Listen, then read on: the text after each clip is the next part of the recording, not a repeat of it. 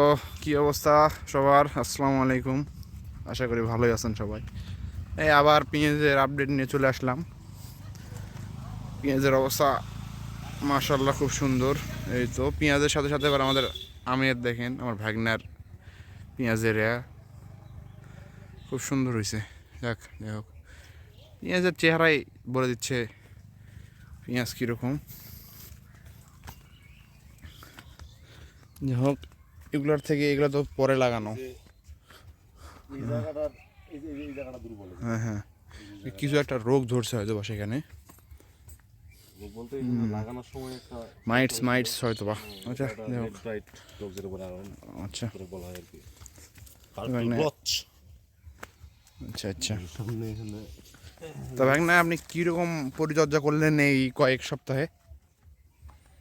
পরিচর্যা, পেঁয়াজের সাইজ তো খুব ভালো। এগুলা কি ওই যে এগুলাই, মানে যেগুলা লাগানা পুল দ্বারা? হ্যাঁ হ্যাঁ হ্যাঁ, এটা হচ্ছে তাহেরপুর পেঁয়াজ। মানে দেশি আচ্ছা পেঁয়াজ আমাদের।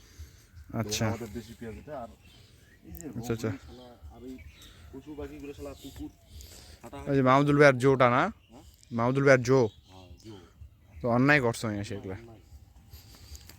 আচ্ছা, এগুলা আবার একটু বড়, এগুলা আবার একটু ছোট। এটা ছোট। What's the reason? এগুলার মোটামুটি 15 দিন পরে এগুলা লাগানো হয়েছে। আচ্ছা আচ্ছা। তো কথা হলো, আপনি সার কি ব্যবস্থাপনা করলেন সারের? সার বলতে যে দেখা যাচ্ছে যে এখানে লাস্ট যেটা প্রয়োগ করা হয়েছে সেটা হচ্ছে ডিএপি। আচ্ছা ডিএপি, ঠিক আছে, এটা লাস্ট। পরিমাণটা কিরকম করছেন প্রতিটা কান্দিতে? মানে আমরা আমাদের গ্রাম্য ভাষায় বলা হয় কান্দি, এগুলো যেহেতু প্রতিটা কান্দি যে হিসাব করে হয় তাহলে এটা মানে খুব সীমিত পরিমাণ। 250 গ্রাম?